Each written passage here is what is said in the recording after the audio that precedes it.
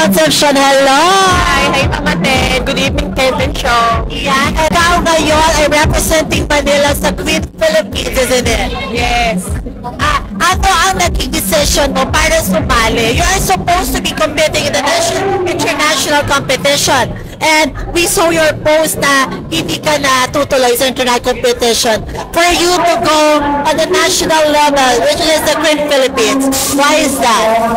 Joining Queen Philippines and like other pageants, siguro that will be my training ground para mag-improve ako and represent ko ang Philippines very well soon. Kasi kakapanado mo lang di ba? So, if ever, whatever happens, it is medyo mahigpit na desisyon.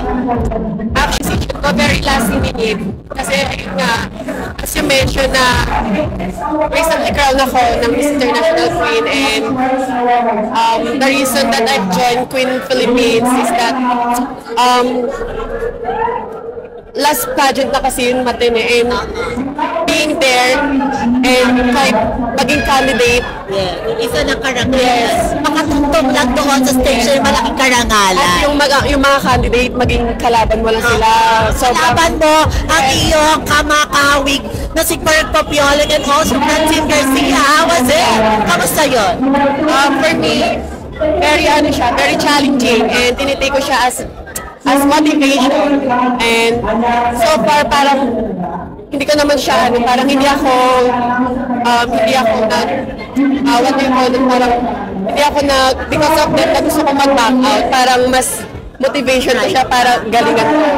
Ikaw ang isa sa may magandang buka ngayon sa trans pageantry at sa ating mga LGBT.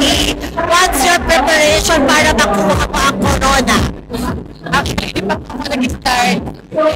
Pero, meron na. Dapat, syempre, with the help of Sir Marlon and NCR, and I would like to take this opportunity to thank Mama Michelle Monticarlo for allowing me to join Queen Philippines.